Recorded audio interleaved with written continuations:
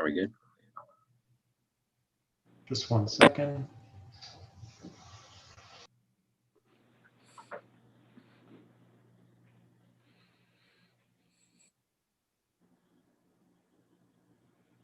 Yep, you're good to begin now. All right. Very good. So welcome to the February 18th, 2021 meeting of the CB6 Public Safety Committee. I'm Matt Roberts. I'm the chair of the Public Safety Committee, and this meeting is called to order at 6:34 p.m. And we're joined tonight by Vice Chair of the Committee, Yusuf Khalad, and Assistant District Manager, Cody Osterman. Members of the public, you can raise any questions or comments that you have through the Q&A feature of Zoom. If there is time following the committee's discussion, we will field questions from the public. All right, nobody has volunteered to take minutes tonight. Members of the committee, if you can take minutes tonight, please raise your hand through Zoom. You've all received several emails from the board office with a link to the Doodle sign-up sheet for minutes takers at your committee meetings 2021. And for your convenience, a link for this committee is also being posted in the chat.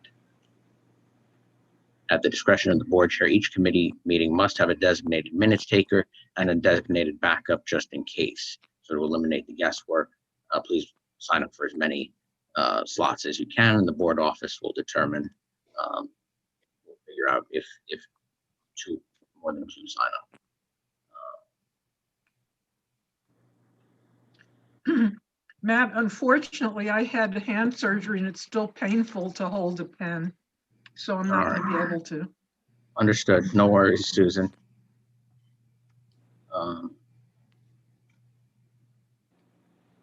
Do we have any volunteers to take minutes? I'm happy to do it to start. That's fine. All right. Thanks, Yusuf. Sure. All right, so that brings us to attendance, and Cody will call the roll. Okay, committee members, I will call your name. Please unmute yourself and say present. Andrew Gross. Present. All right. Yusuf Khalid. Present. Matt Roberts.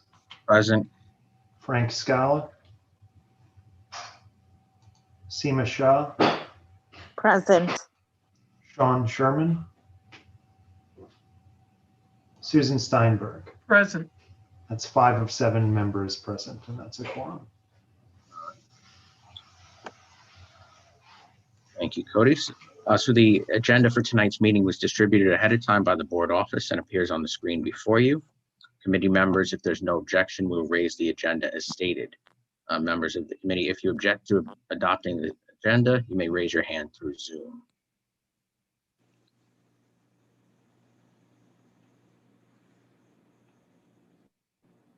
Seeing no objections, the agenda for tonight's meeting is adopted.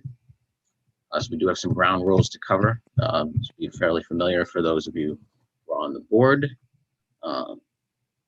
So in order to conduct an efficient meeting, no one may speak until granted the floor. Committee members, if you have a question about committee business or wish to make a motion, please raise your hand through Zoom. If you click the participants icon, the participant panel should appear, and you should find the raise hand function there. If you still have any technical difficulties, you may click the chat icon and relay your difficulty. And as a reminder, the chat function should not be used for committee business or questions about agenda topics. All such remarks should be made on the record by raising your hand through Zoom. Chat should only be used to alert us of any technical difficulties you're having, or to state in writing information such as an email address that's already been stated aloud on the record during the meeting. When a committee member is given the floor to speak, I will identify you. You can unmute yourself so you can speak. And we are required by executive order to create a verbatim transcript of the meeting, so please keep your questions and comments succinct and germane to the discussion. All right, so the committee business. So the agenda has been adopted. The first item that appears on the agenda is a report from the 13th and 17th police precincts. And then we will get into, later on, we will start the discussion on police reform. So joining us tonight, we have Two members of the NYPD. We have representing the 13th Precinct, Captain Tommy Keong, and representing the 17th Precinct, Captain Aaron Edwards. Full disclosure, I am also the president of the Community Council for the 17th Precinct. So Captain Edwards and I host monthly meetings that go much deeper into the various issues.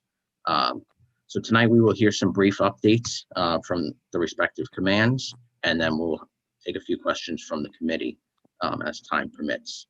So we'll start with the 13th Precinct. Captain. Hello, everyone. I'm the Executive Officer, Captain Keong. Quick rundown of the 13th Precinct crime stats. We're in a 28-day history. We're down 60% in robbery. We're down 20% in felony assaults. We're down 78% in burglaries. We're down 75% in grand larcenies, and we're down 100% in GLA, grand larceny of autos. And on traffic stats, real quick, we're injury collisions, we're down 47%. Overall collisions, we're down 64%. Pedestrian collisions, we're down 60%. And bicycle collisions, we're down 62% for the 28-day. All right. So what would you say? So this committee is meeting for the first time since it's been formed. So what would you say are some of the biggest concerns or biggest issues impacting the 13th Precinct today? I would have to say is the homeless. We got a lot of calls about the homeless. And like, as you all know, like DHS, they take care of the homeless. We just like monitor them and we take photos of them. I have my neighborhood policing officers who take photos whenever they see like a homeless encampment, and we relay it to DHS, representative from them, and they follow through with it. Maybe they try to do like a homeless encampment cleanup, but that's the major issue of 13th Precinct right now. All right, so it's primarily homeless and quality of life. Are there any patterns of crime that you would bring to the committee's attention? No, I think crime's been down everywhere in the 13th Precinct from the last 28 days and week to date as well. We have a new commanding officer in the 13th Precinct, and he's done very well for us. All right, so thank you, Captain Keong. So we'll take questions in just a couple of minutes, but then I also want to turn to Captain Edwards for an update on the 17th. Aaron? Good evening, everyone. Once again, I'm Captain Aaron Edwards. I'm the commanding officer of the 17th Precinct. And like my counterpart, Tommy, I'm going to just give a brief overview of crime in the 17th, and then I'll be open to take questions. So for the 28-day, the last 4 weeks, we've also seen significant crime reductions. Overall crime is down 50%. Robberies are down 66%. So we only had 1 robbery versus 3 last year this time. Felony assaults are up 7 versus 4. I'll go into that in a second. Burglaries are down 4 versus 10. And grand larcenies are down significantly, 60% with 25 versus 62. And grand larceny autos are up 4 versus 2. So they're up 100%. So just to speak briefly on the felony assaults, they are up. We saw a bit of a spike. There's no patterns. There's really no nexus between them. We had a couple of spikes in domestic violence, which ended up being felony assaults. We had a couple of incidents in transit, which we carry in the numbers, but they occurred in the transit system. And so the felony assault spike, there's no patterns. There's no person's interest we're looking for. And there's no particular area of concern when it comes to that. With the grand larceny autos, what we're seeing is continuous people leaving the keys in the ignition of their vehicles. And those are just crimes of opportunity. And again, it's not one area that's concentrated, it's kind of all over. And a couple of like 1 motorcycle. And so that's it. We don't have any big patterns right now that we're looking for. The last major pattern we had involved commercial burglaries. And if you were to ask what crime I'm concerned about most, it's the commercial burglaries. The felony assaults, a lot of it is inside. A lot of it's domestic or some type of relationship, whether it's 2 friends that are arguing, but we're not really seeing stranger assaults with just random people being assaulted on the street. A lot of it stems from some type of a dispute where there's a pre-existing relationship. But with the burglaries, from last year, we saw a spike. We saw a large increase of commercial burglaries. And a lot of it's because, you know, this area is a little, it's not as many people frequenting the area. A lot of the businesses are closed. They're closing early. There's just no nightlife at all. And so a lot of the streets are empty, and we have some blockage in the sidewalks with those sidewalk restaurants. It creates kind of a barrier for patrol to see the sidewalks. And so it actually helps out perpetrators looking to commit burglaries. So we're keeping an eye on that with our nighttime patrols. We're focusing on areas that have those those sidewalk restaurants or street restaurants in front, or any place that would be a good, almost a good hiding spot for someone to commit the crime of burglary. But right now, we don't have any burglary patterns. The last guy we had, he hit about, I think, 31 times in Manhattan South. He hit at least 11 or 12 times in our command alone, and we picked him up in early January. And since then, we've seen commercial burglaries drop significantly. And so we discussed this at the community council meeting, at our last community council meeting. The focus this year for the cops at the 17th, in terms of crime, is going to be to quickly identify these pattern perpetrators, because the pattern perpetrators are the ones that really spike crime up. We can have one individual commit 15, 20 burglaries and really drive up burglaries. And so it's about reaching out to our neighboring commands like the 13th, the 19th, and reaching out to our borough, our overhead command, to make sure that we all know that we can get the modus operandi, that we can see, you know, what type of burglaries are being committed, what locations are being targeted, and then we can quickly deploy our resources to try and catch them, or at least, you know, keep them from striking here in the 17th. In terms of quality of life, we're experiencing the same as the 13th. I think homeless is our number one concern. You know, very similar. When we do get a call for homeless, we actually approach the homeless individual and we see if they're in some type of crisis. If there's a medical emergency, if they need some type of immediate service, whether they have to be transported to the hospital, that's the first step. We try and get them help if it's needed right away. And if not, much like the 13th precinct, we take photos, we send it out to DHS, and then we try and follow up with them to see what's the status of this homeless individual. We also reach out to a nonprofit to see if they can make contact with the individual as well. They'll provide a little bit more of maybe psychological services and things like that. Our second quality of life issue is concerns with like Airbnbs and Airbnbs that will like host parties. As you know, with the pandemic, you know, just entertainment for adults is pretty much closed right now. So people are getting crafty. They're renting Airbnbs for the weekend, and they're either hosting events like baby showers or birthday parties. And then some people are going either further and hosting larger events. And so that's something that, you know, we're dealing with also. All right, sounds good. Appreciate the update. So I'm going to take some questions from the committee. Seema, I see you have your hand up first.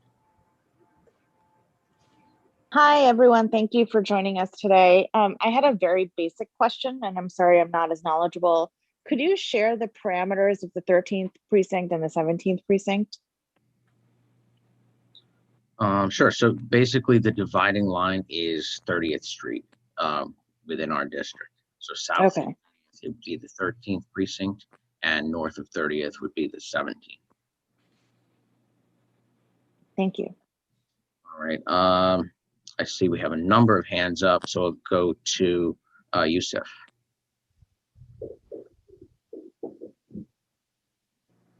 Sure. So thank you for all the stats. So I have a couple questions. The first is, what are characteristics of commercial burglaries? So what do people typically take? Yeah, I'll answer that. So it really depends. We see them go right after the cash register. I would say last year, it was mostly going after the cash register, breaking open the cash register, taking whatever's money's left over in the cash register. We weren't really seeing them take goods, not here in the 17th, but taking goods because, you know, maybe that's just a lot of stuff to carry. But it's been the cash registers and nicotine products. So we had a pattern where they were taking the e-cigarettes. So taking a lot of the Juul e-cigarette products. But it's been mostly cash from the register. You'll see it right on video. Go right up to the register, pick it up, smash it, take the cash and run. Or we had a few that was targeting e-cigarette jewel products. Yeah, same as the 13th. Most of the cash registers, they break in, they go through like the back doors. Somehow they get in, and the cash. And then like some of these restaurants, they have like the Apple iPads for the registers. They take that as well. Laptops, whatever a value they would take. Got it. And then the other question I would have is, and this is less about the last 28 days, but it's been an issue over the past, during the pandemic. I know in both cases, assaults were down in the 13th, but slightly up in the 17th. If you take like a 9 to 12 month view, are domestic assaults generally up or down? And what are some of the drivers? The reason I'm asking is there's been a lot of attention paid to the increased risk that vulnerable populations are under because of isolation, with potentially an abusive partner, with a lack of connection to friends and outside family. So I'd love to know if there's been any trends around that topic. So for the 17th precinct, the domestic assaults were flat last year. So if you take a look at all of 2020, they were flat. So they were even. And so we didn't see that increase. And I actually expected to see that increase for everything that you listed, but we didn't see that here in the 17th precinct. Same as the 13th. Domestic violence is pretty low in our end as well. Domestic assaults. Thank you. All right, let's go to Susan. I was just wondering whether you are encountering situations where bars are packed with people not wearing masks and not socially distancing and spilling out into the streets. Are you encountering any of that problem? In the 13th, I would say that each restaurant, they have their own policy. Like they don't let you in without a mask. Mhm. Only besides you eating. But then we don't see no large crowds gathering. Now, and 13th has a lot of bars and a lot of other bars and restaurants. I don't see that and has never been an issue so far. And the 17th? So for the 17th precinct, prior to this second closing of the bars at the indoor spaces, we had an issue with one location. And that was just crowding. People were wearing masks, but it was for the space they had, it was very crowded. And so we were actually looking to take action with the sheriff's office and FD. However, the second closing came in effect before we could do it, but it was just the one spot. Thank you both very much. You're welcome. All right, Andrew. Hi, hold on, let me be polite here.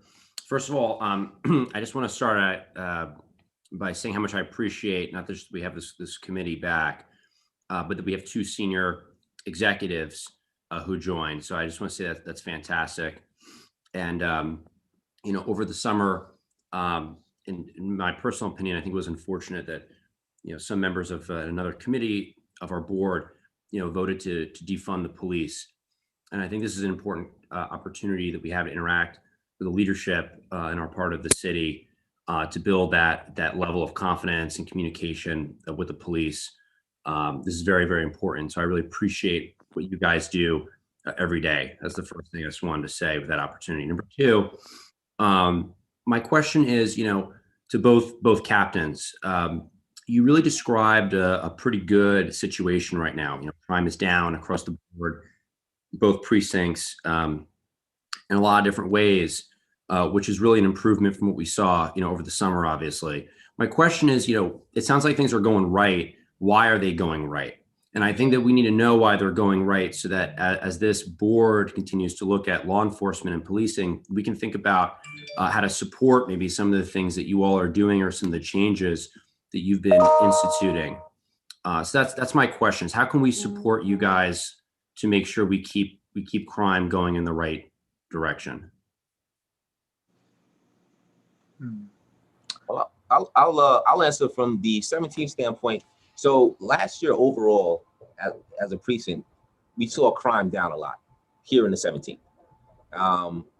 We had spikes in burglaries, but we know why, right? There's because of the lack of people out and stuff like that. I don't want to get, I don't want to start patting each other on the back too much. And this is why. We still don't have the usual foot traffic in our precinct, in the 17th precinct yet, right? And so because we're a precinct of heavy property crime, right? We're not a precinct of high violence, but heavy property crime. And so without, people working in these commercial buildings, without them dining in, dining out, we're not seeing the property crimes. And so some of that crime reduction is just due to the lack of people being out, right? And so I would be hesitant to, screen what we're doing right in terms of the policy and crime fighting right now. Let's see as the streets start to fill back up and we're all back outside, let's take a look, because, we have to see what comes. Like we're taking this, we love it. Like, this is great. The crime is down and I'm happy.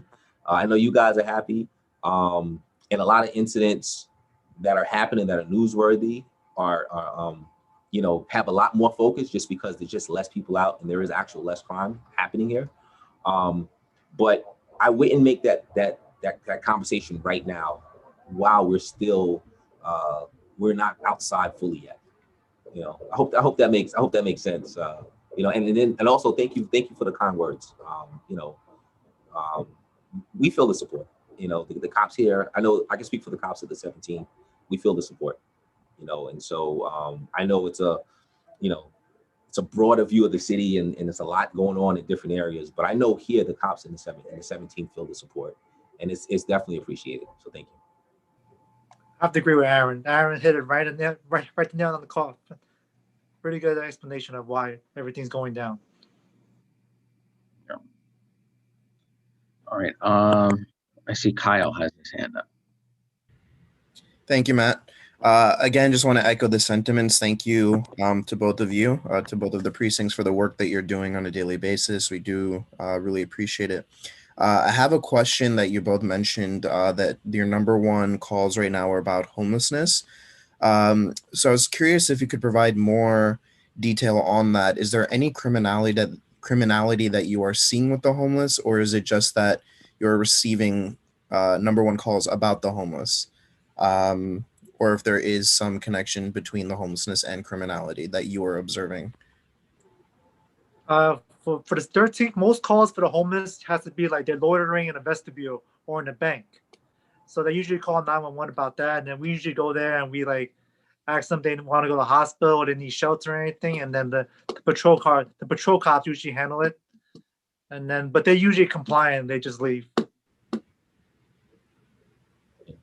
And I'd say for the 17th, it's very similar. It's not a lot of criminality around it. More, sometimes it's an eyesore. Sometimes it's people genuinely concerned for an individual being outside and sleeping outside, and just wanting to get some kind of help. And sometimes it's a person that has just a lot of stuff. So there's health concerns with it. But we're not seeing a lot of criminality, and that is some of the frustration that I feel from the 311 callers in that, how come we're not doing anything to move the person along? But without the criminality, that's pretty much what we can do, is just offer assistance and then maybe, send it on to the Department of Homeless Services. Thank you both, captains. All right, very good. So if there are no further questions from the committee, I will open it up to the public for questions on district issues, not necessarily your local block issue, but issues that pertain to the district at large. Cody, do we have any questions coming in? I don't see that any members of the public have their hands raised or have submitted a question through the Q&A, but you can give them a moment now to do so. Andrew, do you have another question? Yeah, just while we're waiting, I did have another question. I want to give people a chance, but since we have opening here, I wanted to ask both the captains, if they don't mind. There was a pretty horrific story. I know you mentioned that some of these stories get more attention now because there's less crime, but this transit attack over the weekend. And I just want to get a sense from you. I use public transit. I'm also on our transportation committee as well. So I have a pretty good, view of that. And, I got to tell you, even though crime may be down, there's a feeling on the subway, at least until you guys started deploying in bigger numbers over the weekend, that just didn't feel, frankly, as safe as it used to. And a lot of people say that it's anecdotal, but that seems to be the feeling. Just wondering how you guys assess the safety on transit. I know transit's a separate bureau, but we have a lot of transit in our area. Well, right now I think the NYPD is sending for at least 500 cops into the transit system. We are in the 13th precinct. We're deploying around 6 cops every tour from patrol going down to transit to help out. So. Yeah, I completely understand. It's always that we come and we show you our stats and we say, look, crime is down. But if it doesn't feel safe, then it doesn't matter what's on the paper. And what you said has been echoed for a while, right? The transit system hasn't felt safe. And I think some of it is, ridership is down. And so you're not, believe it or not, as annoying as it is to be on a crowded platform, there is some kind of safety in numbers as opposed to being on an empty platform. And so I think part of that is that, the ridership is just down because of the pandemic. I think it's highlighting some of the quality of life issues in transit. You'll hear the complaints that there's more homeless down there. And, there looks like there may be more people with mental issues going on down there. And so from our sense, we have to kind of just go by the numbers, and like crime is down technically, but like Tommy said, we're deploying because of the incident. We're deploying. I know in our command we're sending 4 cops a day down to assist transit, and they're standing on the subway platforms. I hope it stays until we get more of the ridership up, because I do think with more riders, there'll be a little bit more feeling of safety. But I also think that community boards like this one and others are going to have to, when you ask how can you help, what's the comprehensive plan to kind of deal with maybe the homelessness, because I think that's what is. Or even the people that's in mental crisis, what's the plan to deal with that? Just from a policing standpoint, without the criminality, we want to do more, but, we have to stop and let other agencies take over. And, we got to make sure that those other agencies have the tools and they have the plan to actually address the situation. And that's bigger than us in PD, but that's something that groups like yourself can, ask those tough questions, like, all right, when you arrive and this person's in crisis, what's the plan? And I think doing things like that would go a long way, and also just educating the public on what can be done and what can't be done. All right. Cody, we have a question. Do we have a question from the public? Yeah, there's a question from an Erwin Arif. I don't know if I've got that name right. He's lowered his hand, so I'm going to take that to mean, and he typed out his question that we can just read the question aloud. And he asks, when you say crime is down, what is the period you were talking about? Is that 2020 versus 2021 to date, or something different? If 2020 versus 2021 to date, how significant is this, as 2021 is just 2 months old? So I think he just is wants some more context on how to interpret those statistics. Yeah, sure. So when we say crime is down for we'll say 28 day, we look at crime in 4-week blocks. So we look at it in 4-week blocks, and we compare these 4 weeks with the 4 weeks of last year. And so those are the crime numbers that we're comparing 4 weeks. So we give you a 4-week snapshot of crime in 2021 versus the same 4 weeks in 2020. And for crime to be down now, it's a little interesting because we weren't quite into the pandemic yet in 2020. We had, schools were still open at this point. Restaurants were still open at this point. I believe most people are still commuting to work at this point. I think the lockdown happened somewhere around St. Patrick's Day, which would be like March 15th, 16th. And so, I know I said a lot of our crime is down because of the pandemic, but if you look at this snapshot here, we're facing numbers when the city was still wide open. And so, you know, that's pretty significant. Yeah, and we'll have to see if that trend continues, because I know all the numbers are going to look very. It's gonna, and that's why we don't want to start patting each other on the back just yet. But you know, we'll see. But again, this is the snapshot we're looking at. And if we looked at for the year, which is 2 months, it's the same trend. The numbers are down for the year. Yeah. And of course, we have a whole hour and a half meeting that's online for 2020 in the 17th. If anybody really wants to spend an hour and a half watching all the details on that, we can get you that info. I think that's it for questions. So I think this was our first meeting of this committee, which was newly formed. So I think every few months or so, we'll probably invite you guys back to kind of give us some brief updates. Of course, we do recommend everybody go to local community council meetings. I know the 13th just had their meeting the other night. We have ours coming up this Tuesday and the 17th. So please check those out, where you can ask more detailed questions. You can get a little more granular as far as the issues going on there. So every few months or so, and of course, if anything does come up, feel free to let us know, and we'll certainly report that out. Susan, did you have another question? Yeah, I meant to ask about the neighborhood policing program. How is that going? The the dedicated policemen that are part of particular segments of the community, particular geographic areas? For the they do a lot for us, because I know we're separated in 4 sectors: Adam, Boy, Charlie, David, and every month they do an operation. Whether it's they do one operation graffiti, one operation for traffic, which is doing traffic intelligence reports, and one operation for the homeless. So every month they do 8 operations for graffiti, traffic, and homeless. Okay, thank you. As well as doing extensive video canvas for the detective squad. So they're really they're really good with helping out the detective squad, getting video, and solving major crimes, if anything. Great, thank you. Same for the 17th precinct. The program's going well. We have 3 NCO teams, so 6 officers. We're divided into 3 sectors: Adam, Boy, and Charlie. And much like Captain Young said, they're really the go-to for their sector. They do everything from video canvases. They respond and look into the 311 quality of life calls. And so when it's an issue that's ongoing, they're going to be the point person to reach out, call the caller back, figure out what's going on. If there's an opportunity to mediate, they'll do the mediation.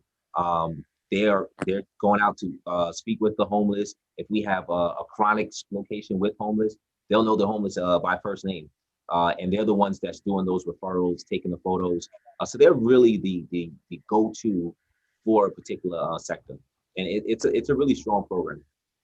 Thank you both. All right. So if there's no further questions, we will let you guys go. Thank you both for joining us. Aaron, I will see you next week. Yes.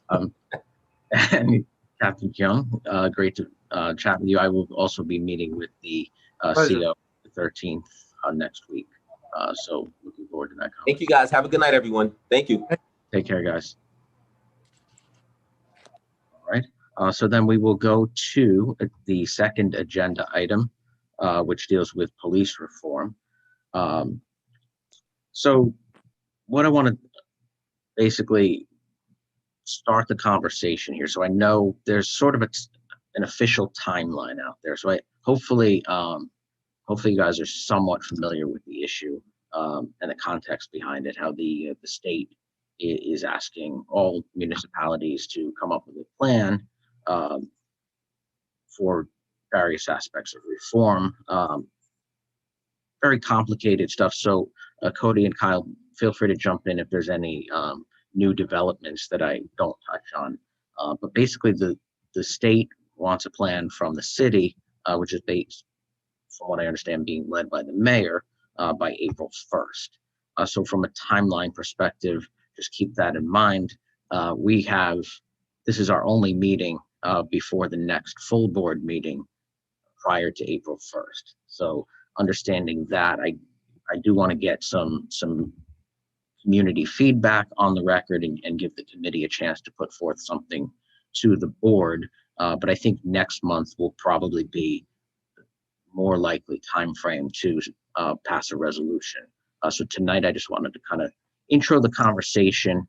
So I do understand that the plan may very well be adopted before we're able to present any resolution to the board. So unfortunately, this being our first meeting puts us in a difficult spot. I don't want to put anybody in a position where we need to pass a resolution tonight. But we will still make sure that the feedback from this month's meeting and next month's meeting is submitted onto the mayor's office as best we can.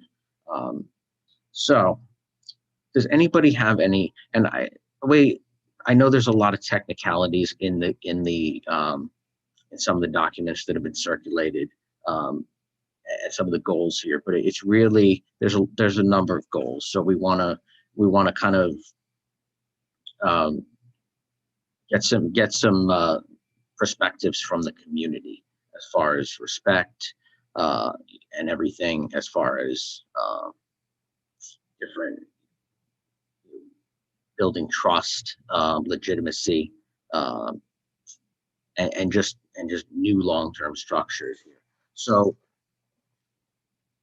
accountability, transparency, improving interactions between the police and civilians, the role of the police, diversity, equity and inclusion, and culture and training are some of the different subjects here. So that being said, I would kind of preface the conversation.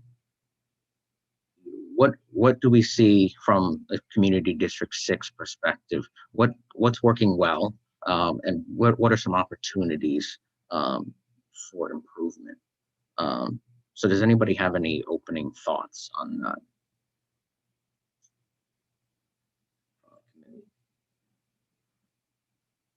I know there's a lot here. So Andrew, you want to get us started? Yeah, sure. I didn't really think this entirely through, so I may come back to you, but I think that, look, I'll just speak freely. I think fortunately in our part of the city, we haven't had some of the issues that other areas have had. That being said, and I think that the 13 and 17 actually do a pretty good job. I think we heard that tonight. That being said, if we have to enter into this conversation, we should be productive.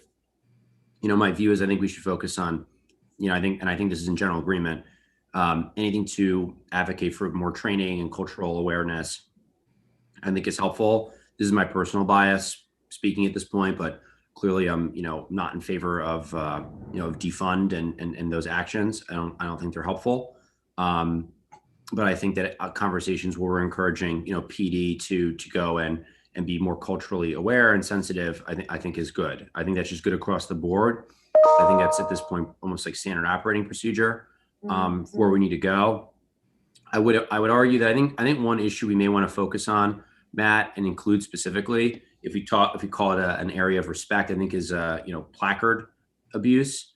That comes up a lot. I don't think that we should be shy in throwing that into the mix to remind the police department that not abusing their parking privileges is part of the sort of overall respect of the community. Those are my initial thoughts. Okay. Yeah, I know, just to give some history here, I know placard abuse was once taken up by the Transportation Committee. I can't remember exactly when, but within the last couple of years. So I mean, that's something, something that we can throw in there. But so Cody has put up on the screen here so we'd ask for the committee members to kind of take a look at some of these at the borough president's toolkit that was put forth in our board report last week. And there's a lot in here. I know it's over 30 pages, and we can't possibly condense, have a detailed discussion on everything in about a half an hour's time. But is there anything in here? So let's kind of walk through this here. So I see the role of the police is on here. So there were some recent funding changes back in July that sort of take the homeless services out of the realm of policing. There were a few other things there. But as you could tell from the precinct commander's reports, homelessness is very much still within the realm of their responsibilities. So what do we see as the role? What should the role of the police look like in Community District 6? That's a big question. Yeah, this is Yusuf. I'll add my thoughts and a couple of recommendations. I mean, I think fundamentally their role should be to protect, and I think that should encompass all levels of protection, right? So, you know, one of the considerations that's been put forth in the Transportation Committee is, you know, protecting pedestrians and cyclists from you know, vehicles that drive above the speed limit or that are double parked in areas that restrict access to pedestrians or cyclists in bike lanes and that sort of thing. So expanding the definition of protection a bit so that it encompasses, again, all manners of use of the streetscape. I think the other major thing that needs to be reaffirmed is just that they, you know, they should comply with all necessary laws and regulations, right, to the best of their ability. Because I think some of the tensions arise when there's a belief among community members that, you know, X laws on the books, but it doesn't feel like it's appropriately enforced across, you know, city agencies, if you will. And that the NYPD, you know, may not comply. So those are, I think, the two critical pieces is, you know, protect not just property and physical space, but also people that are using the streetscape and comply with regulations. I think to add to Andrew's point, which I thought was a really good one around placard privileges, is to consider the ways in which the NYPD sometimes moves unilaterally to adjust the streetscape. So a good example was the barriers that were erected over the summer around all the various precincts, basically closing off the street from any sort of traffic. Initially, it was any sort of foot traffic or vehicular traffic, period. And then over time, it started to slowly open up. So that maybe a bike could get through, or maybe they'd open the barricades for people walking through. But, you know, in my experience, I understood why they were erected. There was a sense that, you know, the police department felt under threat at the different districts. But months after, there wasn't a clear sense of when the closures would come down and when people could resume, you know, walking about their street without feeling like they're entering through a military checkpoint.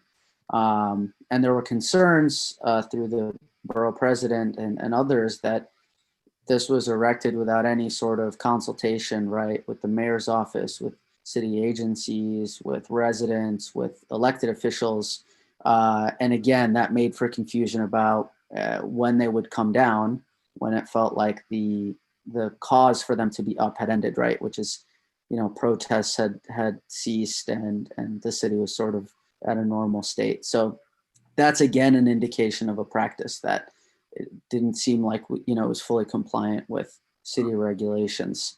Those are my thoughts. The final one would be, and I know we have it as an agenda item for next time, but thinking about how to have the police department, as it uses more complex and advanced technological tools, to do it in a transparent way so that the public is aware of what's being used, to minimize the type of collection that it does of really sensitive information on people, especially minors, and to comply with, you know, the most recently passed city council legislation around documenting policies for data protection and so on of sensitive technologies.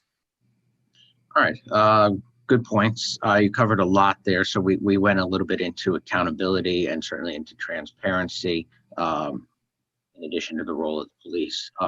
So a couple other, so I see we have some other hands up. So Seema, Go to you next. Thanks. Thanks, guys. So, my thoughts are kind of all over the place, and I thought, how best to kind of strip my thoughts, or at least separate my thoughts from like what I would politically want to do for the city of New York as it relates to police reform, and then like what I think is right for our community board to like stand behind. And so I'm really trying my best to like separate those two things in separate categories. So like me as like a private citizen, what I'd want to see done, and then kind of what I would see done as like a representative of the community board. And let me know if that's like the right way to think about this. Because I did get a chance to scan through the Gail Brewer's report, and it's like so broad and all encompassing. And my reaction is, well, is there any way to see what civilian complaints against have been, sorry, not against, but what complaints have been made by either members of our community district or are targeting our community district parameters as like a first pass or first cut to kind of see, what are the types of complaints that like, represent our district the most. And if that isn't possible to do, in terms of open data as it stands, maybe the thing that we should be pushing for, again, as a community board, is to see if we can break down civilian complaints by community district as a way to kind of get that granular understanding of what's happening. So I guess that's like both my thoughts and like a potential recommendation, because, I have honestly lots of other thoughts around what I perceive to be the undue influence of police unions in election processes and in politics in general. But I'm going to put that aside. And I think just focus on like, again, the more granular tactical things our community district needs. And I think one tool to help me get there would be understanding what the types of complaints have been. Yeah, that's a good point. I don't know the answer to that, but my guess is that, that's under wraps for the time being. But I think I know that some of those things are now becoming more in the public realm. So we'll see if we can get some clarity. Maybe not. Yeah, because it's not like 311 data. It's probably more like, either complaint data or even 911 call. I don't know exactly. So yeah. And even 911 calls are not really public. You can get access to a FOIL request, but 311 is out there and open. Anybody Exactly. Like even with the police precinct, what the captains did today was like highly informational and like, provided for me at least lots of context and color as to like what are the challenges in our district. And if that could happen at like a one higher level, then what they kind of went into like, these are the like burglary and, and the types of burglary and whatever. But if they could even elevate the conversation one additional level, I think that would be helpful to see like, what are the types of challenges, that they're dealing with, like more from like a political force in our community, if that makes sense. Yeah, definitely. And just so everybody knows, the reason that the FBI basically tracks 7 major index crimes. So that's really the first thing when they pull out their stat sheet, they're looking at. So that's standard across all law enforcement, but I definitely see your point there. Yeah, thank you. Yeah, that it's definitely and I hate the way they and personally I hate the way that they do it as well, because even within those 7 categories, there's a ton of subcategories that have a ton of. That's why when we really dissect everything, it takes an hour to an hour and a half to really when we look back on an entire year. We don't necessarily have issues around murder, but we do have rape issues, robbery issues, assaults, burglaries, grand larcenies, and as you heard, the grand larceny auto issues from time to time. So over the course of a year, there's multiple categories. So yeah, I don't like the way they look at a stat sheet, because the issues going on last year were very different from what's happening now. So yeah, I would throw that in there as well, as far as I guess that would fall under transparency. And it's not that it's not transparent, it's just you need to get to that level of detail to where it actually makes logical, where you can draw conclusions. Right. Um, And kind of what are the sorry, last thing, and then I'll yield the floor, which is like, what are the challenges that they're facing? So I think, Andrew, your question tried to get at that, but I'm curious if they feel like equipped enough, as an example, to have mental health resources to deal with, you know, what I literally see on the streets is like a high level of, you know, mentally ill homeless people. Because I live on the bottom end of our districts on 14th Street. And it's, you know, it's different. I lived in 57th and now I live on 14th on the same avenue, same community district, and there's like very different quality of life on the streets. And so do the police even feel like they have the right tools, equipment, contacts, et cetera, to like do their jobs? It's actually my follow-up, Matt, whenever you get to me. all right, so yeah, I think the short answer to that is yes and no. I mean, there's a lot of things. I mean, obviously, I think off the record conversations, I don't want to put too much out in the public, but I will say that I do think that from what I'm seeing, there are resource issues facing our district now as a result of cutbacks in overtime and just redeploying personnel to other means. So I feel like there's also, and that also brings me kind of to a disconnect that I see between the community and the police is, you know, somebody calls 911 if they see somebody in need of medical care or urgent or mental health services on an urgent basis, but the police are not, you know, are generally the first responders. Sometimes, you know, they'll call an ambulance and whatnot, but the reality is there's just not enough police officers to handle all the 911 jobs and handle the mental health issues. So that does seem like it is a concern. So Andrew, what was your follow-up? Yeah, I'll just be very brief because I know Kyle has a thought. I think Seema sort of encapsulated my other thought here, which is I think we have to hit a crossroads or go through these crossroads, Matt, which is, again, my opinion that, and we can maybe deal with this next week when we start to go through what should be in this or what we support. But, you know, there's this debate that's happened that, you know, the police should not respond to mental health or homelessness. And, you know, so the city is now in charge of that. And I was on the homeless committee right before this. And, you know, I'll be honest with you, the city has not really done a great job. Actually, I think they've done a poor job. And we see this from the, the issues around these different homeless, temporary shelters that were put up. Some of them very controversial. Some of them have worked out. But I think there's a debate that we have to figure out which way we're going to go here, which is, you know, do we want the NYPD?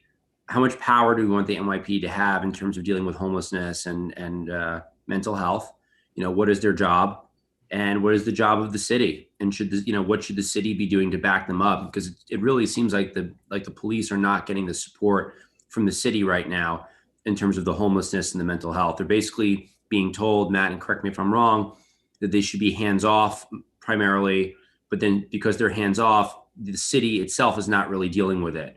And so we're kind of in this like gray area spin zone, and the people who are getting, I think, hurt the most, or frankly, our residents and our board. When I was on the homelessness committee, I mean, we had a meeting with 100 people that showed up, and a lot of them were very upset. So I think maybe we need to drill down here and make a recommendation to the city about what responsibilities people need to have. And if it's the city, they should step up to the plate, and they should do the job that they say they're going to do to supplement police work.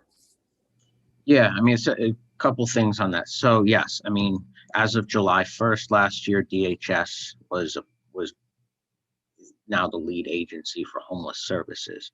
Doesn't mean NYPD is removed from that. It just means that they generally work back with DHS to address those homeless services issues. And by the way, anything to do with emotionally disturbed or mental health issues on an emergency basis still was never removed from NYPD. So if you see somebody in the street who's violent or looks like they're in need of attention, that's still something that would be directed through 911 to the police department. that's also, one of the things that one of the challenges and drawbacks I see with that is it's not one of the 7 major index crimes that they get charged with on a regular basis. So right there, from what I've seen over the years, is between quality of life and what the actual technical role of the police is very different. In other words, they don't necessarily, the community expects them to address the quality of life issues, and I think that they still feel responsible for it, whether they are officially in the book the lead agency or not. There's still a level of responsibility there, and there's just no tracking mechanism. So it all goes back to perceptions, as Captain Edwards touched on a little bit. Perceptions are from the community in certain parts of the district that homelessness is out of control. I'm sure, I don't know who's on from the public, but I'm sure several community members would attest to that. But I would say that we need, I would recommend, if it were me, that they would have some sort of tracking mechanism, so we can at least track the progress of that. And 2, yes, DHS, and it's more in the social services realm as far as who's the lead agency, but I do think that the structure there within the agency needs to be addressed, from what I've seen. Just my personal opinion. But so I do think that they need to be structured in a way that they can respond to granular level complaints from the community, at a higher level than 311. So 311 is obviously the entry point, for non-emergency, 911 if it is an emergency. But I do think that, when DHS does respond, they're positioning their teams and their resources based on the volume of complaints, and it doesn't necessarily resolve everything, if you guys know what I mean. That things just because you might be calling the community board office, for example, and you might be talking to Cody and Brendan, but you're not necessarily putting it into 311.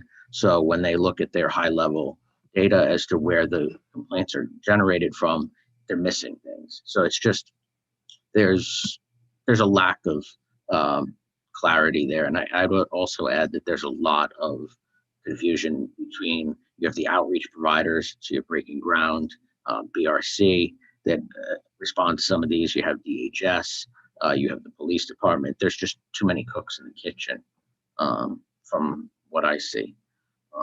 But I'll move on to Kyle. I know you've had your hand up for a while. Yeah, no problem. Thank you. No, this is a really great conversation, and obviously the first of many. It's very nuanced. It's very large. So one of the things, this is just me personally speaking, of course. One of the things that I like so far about this conversation is that I think quite often when we get into this conversation about policing and 21st century, that it's usually an adversarial conversation. It's like the community versus police. And usually the conversation goes down this path of like, well, instead of talking about the actual issues, it's whether the police should exist even or not.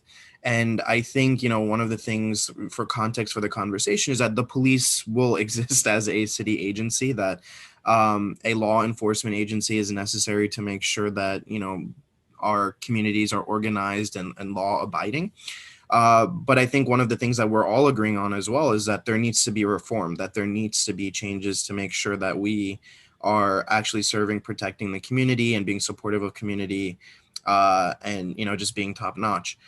And so for me, some of the things that I personally think that, are some tangible things that we could do to improve things are, and I kind of was thinking about this as we're listening to the captains, is I think a big part of this conversation too is, I guess part of it is resources, but more importantly, like preparation for cadets and then also for police officers as well. One of the things that's always been confusing to me is that in order to practice the law, you need to go to 3 years of law school, but to enforce the law, you go to 6 months of the police academy. And so I think, thinking about things of like, how we're preparing our police officers, because I think quite often, we put our police officers in situations that they're just unprepared for, or being asked to do things that was never really technically part of their job description, which I think people on all sides of the political spectrum, or how you look at this issue, really agree on, is that, hey, why are police dealing with this issue? And so to hear, the police captains and the precincts say, yeah, we get called about the homeless population, but there really is no criminality around it. And our focus is supposed to be on criminality, and we don't know what to do. So we connect with DHS or we connect with other agencies. I think that's another part of it too, is to clearly define the focus areas that police officers should be working on, that DHS should be focusing on, mental health professionals should be focusing on, and really clearly define it in that way. And then I think as well, thinking about recruitment policies or that process, I personally don't even know specifically what the recruitment policy is if you, have to have any background in criminal justice, or if you just, sign up. And if those are topics that are even then being discussed at the police academy as well, I think that will go a long way into really setting a strong foundation for preparing our police officers, and then also to make sure that they're equipped with the right knowledge and skill set before they're out in the field. I think when we see a lot of things going on, like, for example, we've all heard about, what's happened on the A train, that the immediate response is to then, increase the amount of police on, the MTA or whatever it might be. And then simultaneously, there's this conversation about, and there are political misunderstandings about this, what this means, but to defund the police, which is not to get rid of the police or even to eliminate funding. And just as a reminder, actually, our resolution, even though I wasn't sure at the time, was not actually to defund the police, but it was actually to ask the police department to make cuts in the same way that other agencies had made cuts during that budget crisis, or the budget crisis that we're still in. And so I think, that kind of gets lost, and that's part of the mentality, but also I think that does affect police work, where it says, hey, you know what, we're simultaneously being asked to step back, but also to step up. And I think putting ourselves in the putting myself in the shoes of a police officer, I wouldn't really know what to do if simultaneously I'm being told, this is not your purview, but at the same time, when something happens to an extreme in that regard, whether it's mental health, emotional well-being, that we're then saying, hey, the answer to this is more police, and I'm not prepared with the resources or skills to address that situation. So I think obviously starting this conversation, and then I know, Matt, that you want to pull in all the different stakeholders into this conversation as well. But I think some of the tangible things that we can affect and that we should be, including in this conversation is preparation, all the way from recruitment policies to the police academy. And then I think once we have those things, we can kind of get into the other pictures of like accountability and saying, hey, well, we've prepared you with all of this great knowledge and skill sets. And if these problems, continue, then we can kind of say, hey, this is where we can talk about more serious things about accountability and what a, quote unquote, good police officer is, just as you do and have, any other occupation of someone who's either fulfilling their duties as an employee or not. But it's hard to kind of have those conversations if we haven't started off at the foundational level of preparing them with proper knowledge, service, and then also defining those roles for the community at large. Because as you mentioned, Matt, and as everyone has mentioned, is as soon as something happens, whether you see someone who is in need, if you see some criminality, or you're just not sure where to go, you call 911. As a whole, not to say anyone individually does that, but as a whole, it's kind of like, yeah, just call 911. And I think if people in the community are properly prepared and also, have that, I know, outreach and community relations is part of that as well.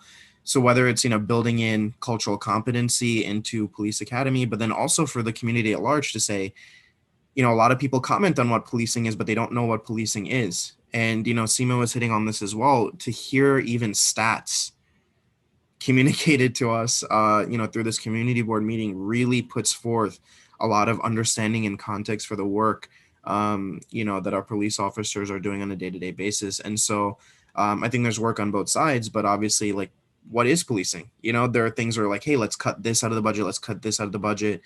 And I had mentioned this in our conversation on that bill too, but saying like, well, do we know what we're cutting? If a police officer comes and says, hey, this is super crucial to day-to-day operations, we can't cut that. Or if you do cut that, you're going to see X, Y, and Z, results. I think that's important for us to know too. And I think, there's nothing wrong with examining budgets of any city agencies, and police department is part of that as well.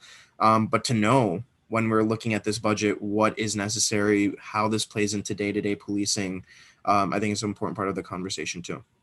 So I'll shut up after that. It's definitely some good points there. Yeah, I mean, as far as, I think the whole training process, definitely needs to be integrated to the point where it's, it needs to be modernized. Except, there's also a need now for more headcount to backfill retirees. So yeah, I mean, that's definitely, but I do agree that, the training process needs to be reflective of today's environment. So when they do graduate and they do step into their precincts or their roles, then they know exactly what to do. So that, I mean, that's definitely a big piece of it. And I'm sure even as time goes on, you need you accrue a bias over time. So I mean, there's definitely cultural things that need to be addressed as time goes on there to further that. So yeah, as far as the budget goes, yeah, I mean, I think, and as we get into that, that's something we should look at with the budget committee. I know we have standing requests for additional headcount within our precincts. Obviously, with less revenue, the pandemic and other economic factors, there's not going to be as much money for the city. So all agencies, and we touched on it when we passed the resolution before, everybody's going to have to give something back.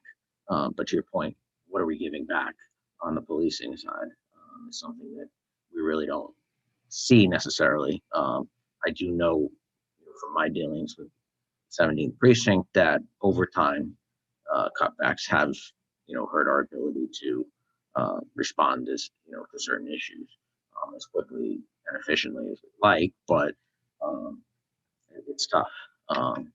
But so let's go to, so we have other questions here. Yusuf, you have your hand up. Comments? Yeah, really quickly, and I would re-up it, but I do want to distinguish between quality of life issues, which are non-criminal, and criminal issues. And I don't believe homelessness is a crime. And I know Kyle mentioned that. The one area that I forgot to share before that I think would be pretty useful, I don't have enough data on it, and certainly it's just more of a workplace issue in a lot of organizations, is like a modern police agency should reflect just like a modern, equitable workplace more broadly. And there's potentially room to address challenges that some rank and file NYPD officers might have in sharing critical feedback of superiors or of other team members, of highlighting issues on the ground. When, for instance, a commanding officer asks them to implement policies or procedures that they either deem are impossible to implement, morally or ethically challenging to implement, or that contradict potentially broader policies. So this idea of like, how do we empower more frontline members of the NYPD to feel like they can make their workplace the type of workplace that would be conducive to them thriving and carrying out their duties. That I think could be an interesting facet of this, is like the organizational makeup of the agency and what policies and procedures are in place to allow members to speak up if they encounter challenges. And that also impacts, of course, promotion of police officers who are people of color. Again, additional areas of just what it means to be a modern, equitable smart organization, whether it's a public or private entity. So those would be other considerations as well. Yeah, and it's simply, I mean, it's simply, take the law enforcement equation out of it. How does any company in the private sector operate? I mean, there's certain parameters, as far as all of those subjects go, as far as speaking out but I will say that within the police department, the NCOs, the neighborhood coordination officers, host their own quarterly meetings with the community where they're free to kind of speak. Whereas most other meetings, you have the executives at the precinct level that do most of the talking. Whereas I think the NCOs are now empowered to speak directly to the community. They're on the front lines every day. They're in their sectors patrolling or working with the detectives on various different cases within that call it 10 blocks, give or take, which is defined as a sector. And I think that was one of the biggest changes. And a lot of us at the time were sitting around saying, how is that really going to work? Because they don't necessarily set the rules, and they're not, and the policies aren't for them to decide, but they have to, now speak directly with the community on that. So I think that was one step in that direction. But I do think there's probably more that can be done. And I don't know that we're privy to all the details that currently exist. All right, so we've been jumping around a little bit here. So I know we were sort of trying to break it down into, we've talked a little bit about accountability, certainly some transparency, the role of the police. So I think the next steps for us will be to hear from a couple of different organizations that have put some thought into this. I'm reaching out to a few of them to see if they will speak to us. As far as I also think between now and next month, we will get the plan. It should be, I believe, I don't know, Cody or Kyle, if you have any additional details as to when the city's plan is being released. So once that is released, I believe there's a 30-day comment period. I don't know if it's probably going to be released, say, next week, and we won't be meeting until the 18th of March. So I don't know that we'll be able to comment within the public comment period, but that's certainly something that is happening over the next month. And then, so a lot's going to happen between now and our next meeting. We'll have that plan, the draft of the plan. There's a comment period, and then I believe the city council has to take it up prior to April 1st in order for it to satisfy the state's April 1st deadline. So there's a lot on the table here. But again, that April 1st deadline, it does not necessarily mean it's the end of the conversation. So I do think that we will talk about this. It's in several meetings over the course of the year. So I didn't want to overwhelm everybody by throwing it in our first meeting, but it's certainly something where we're just scratching the surface here. So when the time is right, I think we want to get some feedback from the community. I don't know if we want to put out a survey for our district.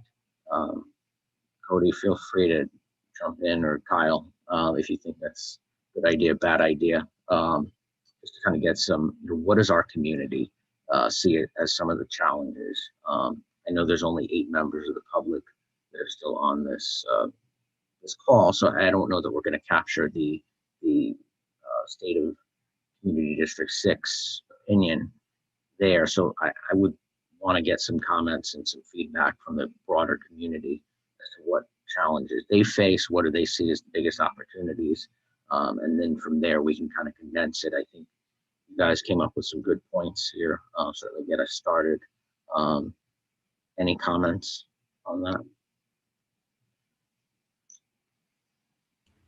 Yeah, no, I think that's a great approach. I know that we've talked about it, obviously with the timeline and everything. And I think there's an opportunity not only to be inclusive of our own thoughts, but also to be responsive to whatever the state ends up putting out as well. Obviously, these conversations have been going on for a very long time.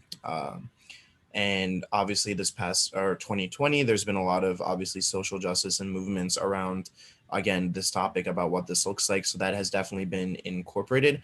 And there is part of this of like, hey, like, let's include our voices in this as well. And then also let's see what a lot of these experts and people who have been at the table anyway before all of this have to say. So there's definitely opportunity. There's nothing lost, I think, with, reviewing a plan as well. Yeah, and I think part of this too, I know we were talking about this, Matt, as we're preparing for this meeting, about who we want included in the conversations as well. So I know, we've obviously talked about people who've been doing activism work around this, the union, the police union as well, if that's, something that we can get, because I think that's obviously a huge voice in any type of reform that needs to be made. Obviously has to be the unions will be part of that decision-making power as well. And so, yeah, obviously we're part of a committee here, and I know people have different connections to this work and different experience, firsthand experiences with policing. And I think as much as we can incorporate into a conversation is really great. And I really appreciate, Matt, how you've established this environment of not really being a public hearing or complaint, sort of collection time, but about, okay, like these are the experiences, this is what has, objectively happened, and how can we move forward with it in a productive way. So, yeah. All right, thanks, Kyle. So I think, yeah, so we'll definitely hear from some different stakeholders. If you guys on the committee come across anyone that you feel would be a good fit, certainly let me know. Open to suggestions. I have reached out to a couple of organizations. We'll see if we can get some different stakeholders for next month. And as Kyle mentioned, I don't know what we can get in terms of the police union, or if anyone within the department is authorized to speak on the matter. I would think as the plan moves forward, that's going to be the big thing for us to look for. I would say look for it any day now. Where the draft of this plan should be released. So with our luck, it'll probably be tomorrow, and the clock will start right there. So CBD on that, more to come as that gets released. And then I think we should work on a brief survey in one of the communications that goes out to the community at large to see if there's any feedback that we should be looking at. All right, so if there are no further questions, we'll move to the next item on the agenda, which I believe is new business. We can't have any old business this time around, but any new business. Andrew? All right, so, well, not a surprise, as Matt, I wrote you about this. I know that I don't know what we should do exactly here, so I'm happy to kind of pitch to the group. The influx of police in the subway, I think was a good thing. In light of what had happened over the weekend, I think that actually in this conversation we've talked about, what the police should be doing and shouldn't be doing, and I think that my view is when the police do something good, we should speak out and commend that and encourage more of it. When the police do something that's bad, we similarly should speak about it and try to fix that behavior. And improve it.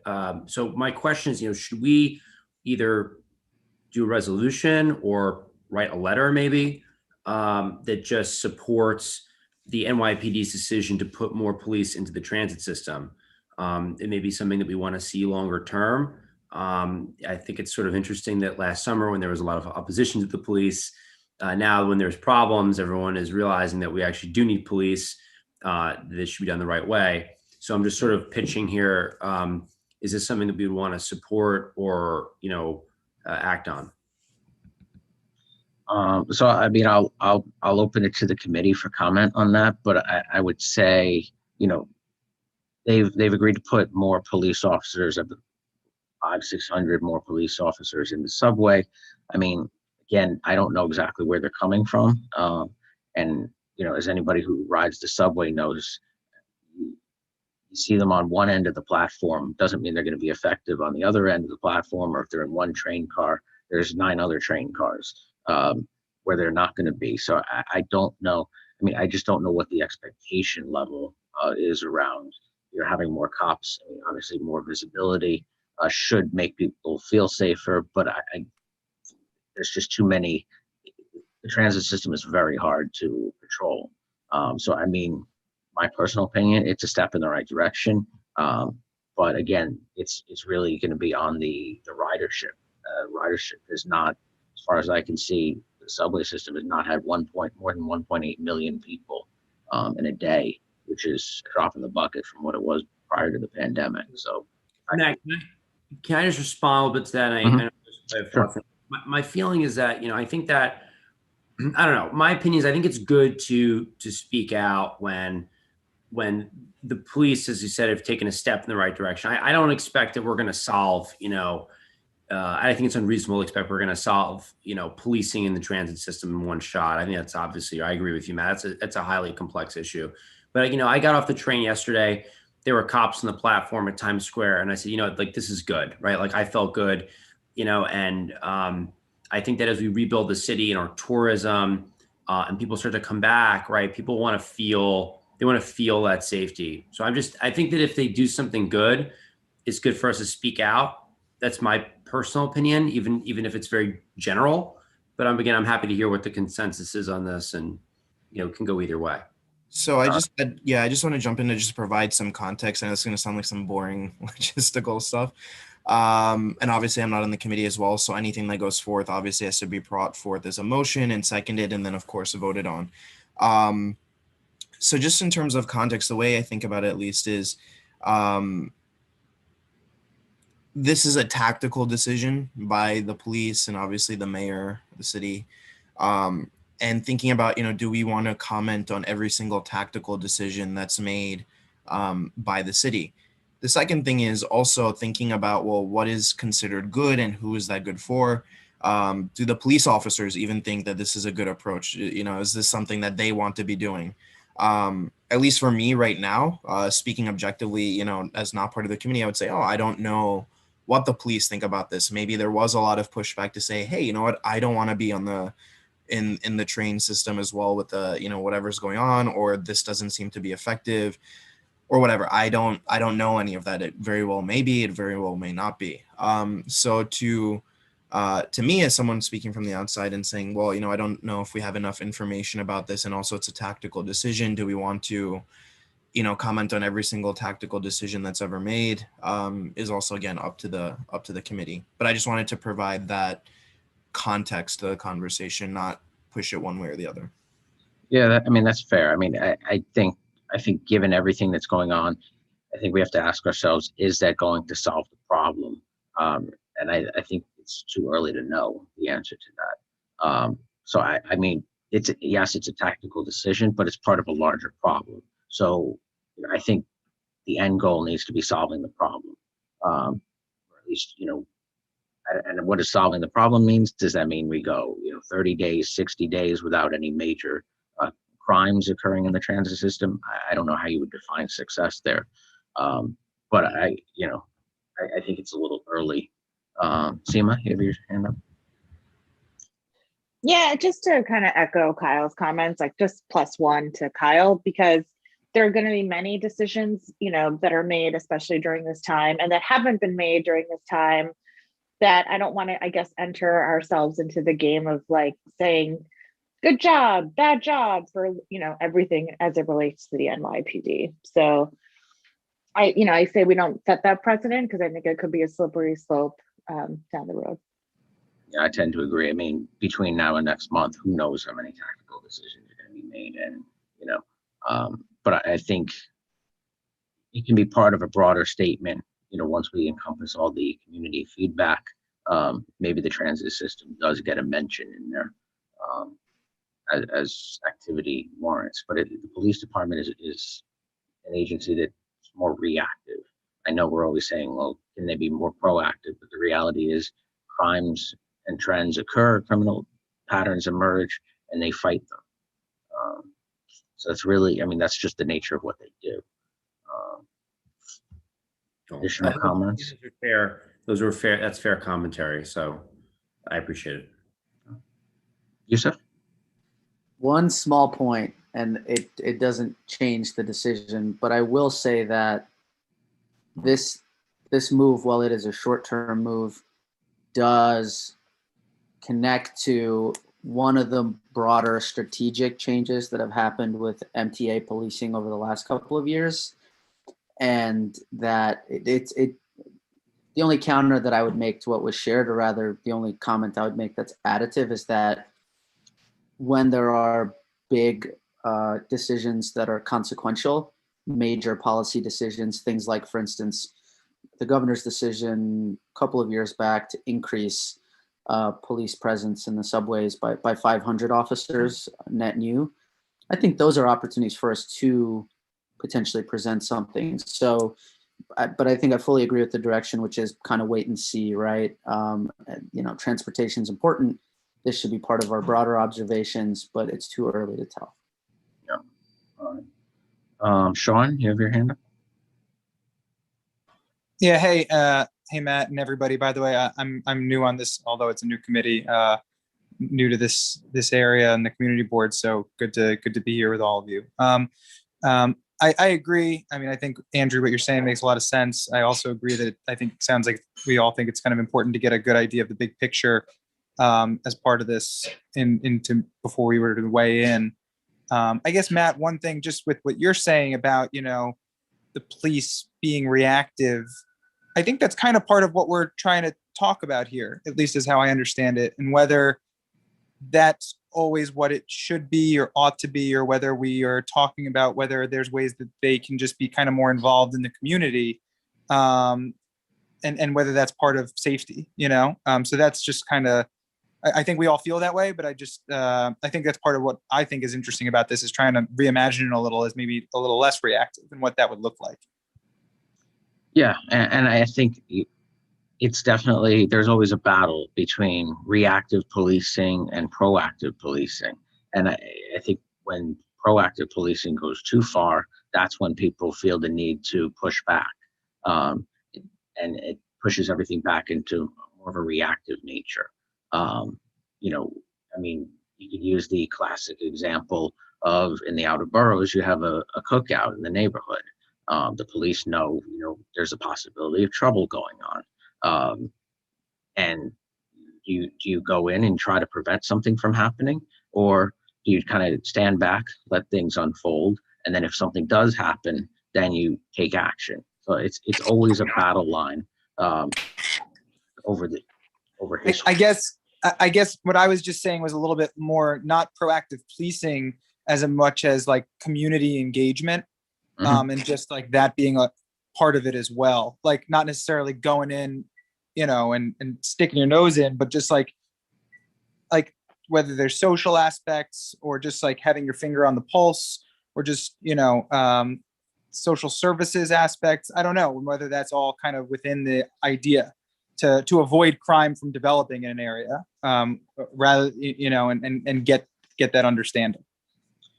Yeah, that's a tough one, and I'll throw another wrench in there. If we were talking about the role of police, if we say that the police should not be handling mental health issues, or so that's probably a big percentage of the subway crime right now. So there's a criminal element potentially, but it's also, should that be more social services? So there's definitely room for discussion there. For right now, crimes are being committed in the subway. So the reaction is send more police. But to your point, maybe there's more, maybe you need to have social workers down there in greater numbers, or maybe you need all of the above. So I think there's a variety of ways to combat the issue. But for starters, 500-600 more police officers, we'll see. Is it going to make a difference? I don't know.